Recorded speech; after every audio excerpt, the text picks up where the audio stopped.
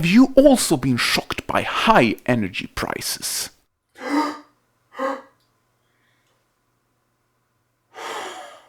Now, when we are coming to the end of this year 2021, it seems that the world is having another crisis on top of all the other crises that we are facing right now as a human species. Energy is like bread and butter for us humans, so rising prices of energy is something that is concerning everyone in the world in one way or another. The year started cold, and in the end of January the temperatures dropped quite a bit. How do an electric car handle those cold temperatures? I tried with my Tesla Model 3. It's just before the sun is rising and it's bitter cold this January morning. The car indicates that it's minus 16 degrees Celsius inside the car. It is cold. And now is the question, can I start this car and drive it directly without any preheating? Let's see.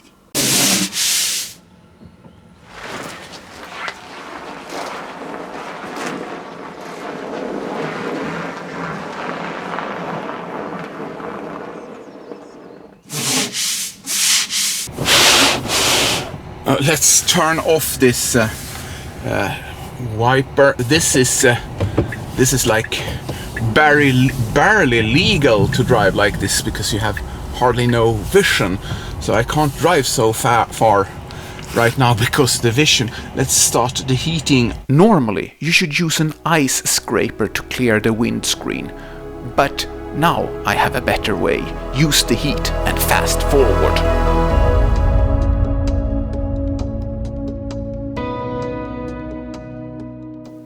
Even if you do not buy and use so much energy, such as electricity, gas or oil, everyone will suffer when the price goes up, because the products that we need to buy also needs energy to be produced. And then the price of those products will also rise, which means that everything will be more expensive. And if we produce them in an unsustainable way, then it will be even more difficult the longer we wait. So we have to focus on recycling. What should I do with this garbage? Just throw them away with everything else, right? I don't know how recycling works where you live, and if you recycle at all. But here in Sweden, there is even a law that says that everyone has to recycle. And in order to recycle stuff, it needs to be sorted. And here in Sweden, we have to do it ourselves, and it has to be transported to different stations located around the town, where you have to put it in different containers. Still, most of the energy produced in the world comes from fossil fuel. More and more electricity is also produced from natural gas. Yeah, spite the word natural in natural gas, it's actually a byproduct from the production of oil, so it's not so natural. Anyway, prices for natural gas has gone up dramatically lately. There is several factors for this, but it takes a little bit too long time to describe it here and now. But one is the geopolitical situations in the world right now. And another one is that humans demand more and more energy now when we are recovering from the pandemic. Or are we recovering really? Well, anyway, during the past year I bought a new roof rack that I mounted on my Tesla Model 3, so I could transport my skis on top of the car for the yearly ski holiday. We drove through forest, kilometers after kilometers, and we didn't meet any car during long periods. This part of Sweden is very deserted, and now you start to see warning signs for reindeers. And they are around, and you have to pay attention to not hit them.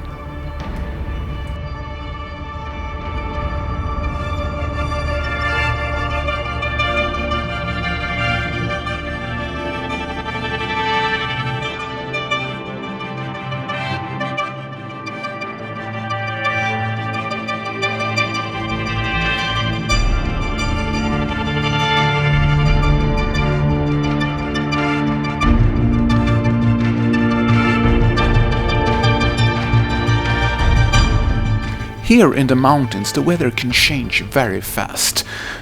From sunny to a snowstorm in just minutes.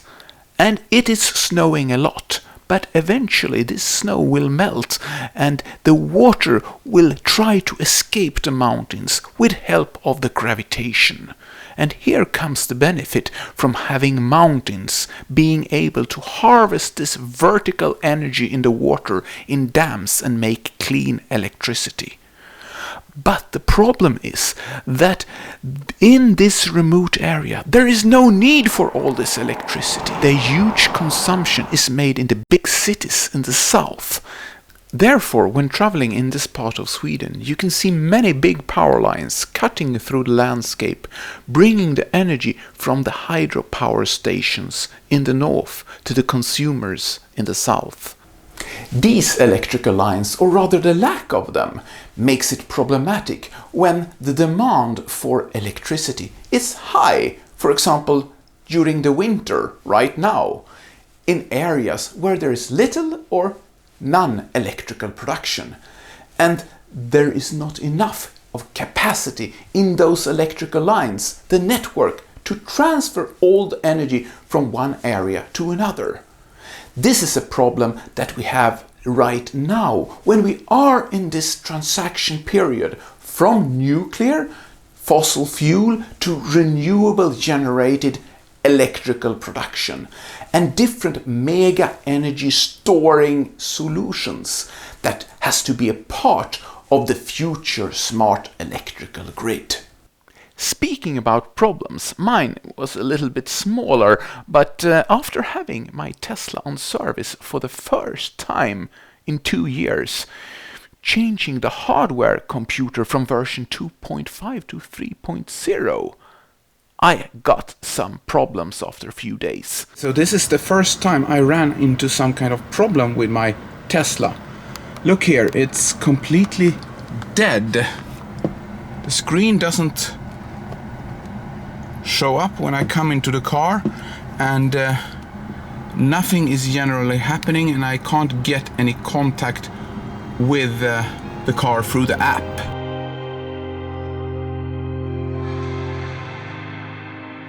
This is a really sad day for me, having to see my Tesla Model 3 being towed out from my garage. I never wished to make an episode like this, having to tell you guys this really tragic story.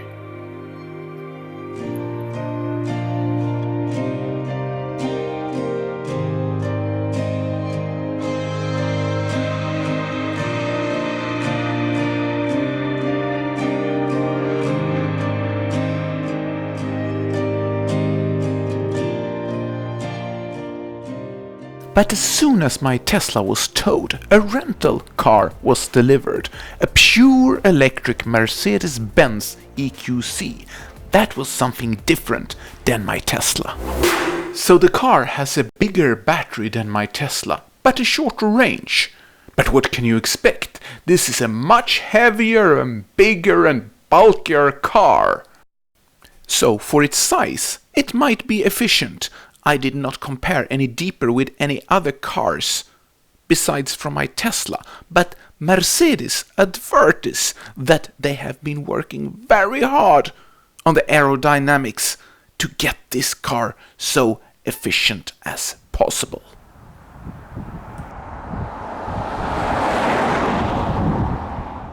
Even if my Tesla was broke, I was lucky. Here in Sweden we have a saying that there is no bad thing that don't have anything good coming out of it.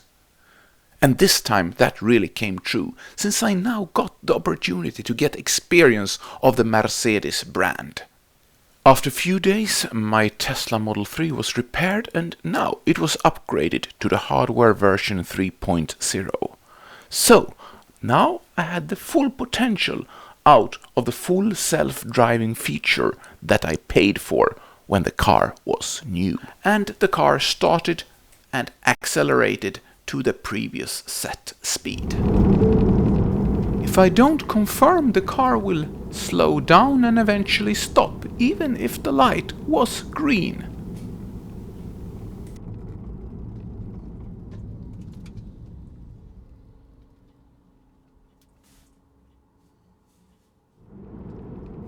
On the other hand, if I confirm at an early stage that I can pass through the crossing, and the light changes to red afterwards, still the car reacts the right way and stops for the red light.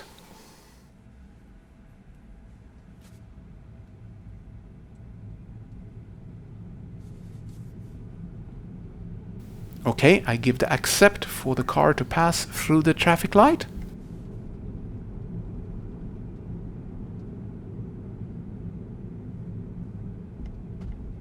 Yeah, it works, even if this part of the road is really bad.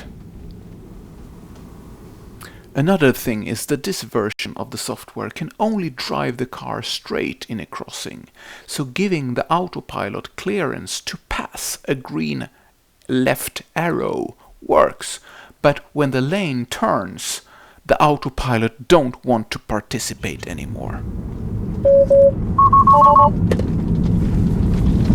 So, since I was keeping my hands on the steering wheel, I could immediately take over and steer the car into the right path. Elon Musk and Tesla's vision is that sometimes in the not so far future from now, cars would be able to drive themselves. And then people don't need to own and drive their own cars, only use them in an autonomously ride-sharing network. That would, in theory, make fewer cars that would help our society to be more sustainable. But first, we still need to get more electric cars out there. Cars that don't have any tailpipe that is polluting the surroundings and adding carbon dioxide to our atmosphere. More and more people understand this now. We see that on the growth of electric cars on the roads. Or is there any other reason why people go electric? Well, talking about test drives, we were driving the car around and we were talking about the different models, and it was a performance model, and I didn't know that I was driving in chill mode. So I was accelerating, I was trying, and the car guy was talking to me, and I said, okay, acceleration seems pretty good, but I thought the performance model was faster. And he said, oh yeah, we have to switch it on. And then he told me, okay, this is going to be the expensive question now that's going to find an answer. And I tried the performance on, and it was... You only tried the performance or also the standard long range version, or was it just the performance? No, I only tried the performance. Okay. Yeah, I had two test drives with the performance, and yeah, it was an emotional buy. Okay. So, what is the carbon dioxide levels in the atmosphere right now? Let's look at this graph from the Hawaiian observatory on Mauna Loa, where they have measured the carbon dioxide levels since the 60s. And if we take a look on this 5-year graph, there is still no improvement. Still the carbon dioxide levels is higher this year than it was last year during the same period. So, the race for swapping to renewable energy that has started don't make any impact on the actual carbon dioxide levels yet. One reason is because still there is a lot of humans that is using cars that is running on fossil fuel, and unfortunately this technical innovation is extremely inefficient. We normal people has been cheated for decades by a solution that is based on an inefficient technology. But we accept this because there was no other alternative. Let me give you an example. Do you like chocolate? See this tasty chocolate bar. Could you imagine that the following scenario would occur? You buy this bar and you like to eat it all. No, you cannot. I will take half of it. So now you only have half left. No, I will take half of the half. So now you have only a quarter left to enjoy. This is the reality with petrol when burning it in a car, a combustion engine. You pay for the full amount with extra taxes on top of it, but you can only use approximately 25% of it. But today, finally, there is a technology that is more efficient and can substitute our demanding needs for transport. The beauty with the electric motor is that here almost all the energy that is put into the battery is actually used for the main purpose, to make the car rolling. So why is not everyone buying electric cars then, when they are so efficient? Still, the cost of an electric car is way too high than a similar sized car running a combustion engine, burning petrol or gas, as you say in America. Until now, it has been the general opinion that electric cars is far too expensive. And they are, for most of the people in the world. Or for people that maybe have the money, but feels that a car is nothing that should be prioritized. When there is so much other things in the world to spend money on. Someone that I was talking about with electric cars, he said to me that he buys only cars that cost maximum 1,500 euros and drive them as long as possible before he has to go with them to the car scrap. Then he buys another one for 1,500 euros. Well, that's a little bit extreme, but the price on electric cars has to go down. And now, finally, maybe there is a car that has really long range to a fairly low cost. Could it be the Chinese-built MG-Z SEV that is the answer for me and for many other people?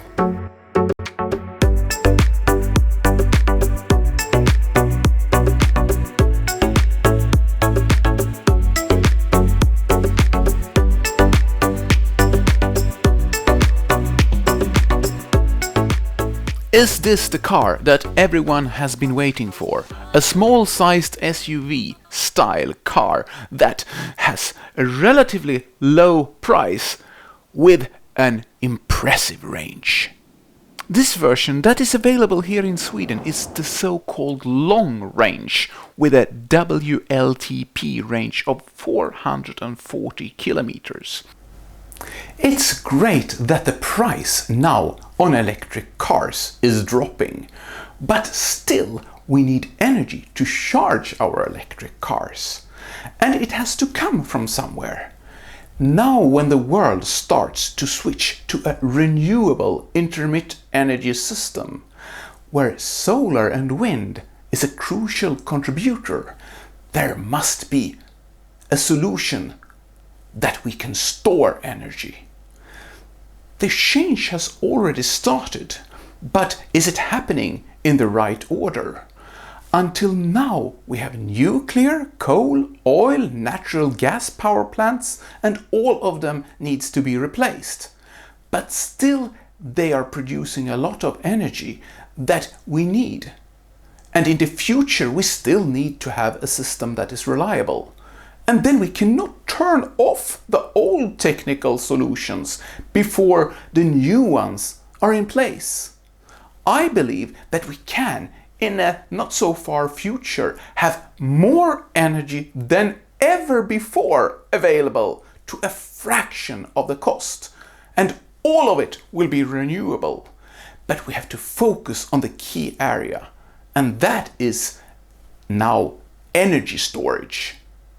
It has to be big one and long-term scaled.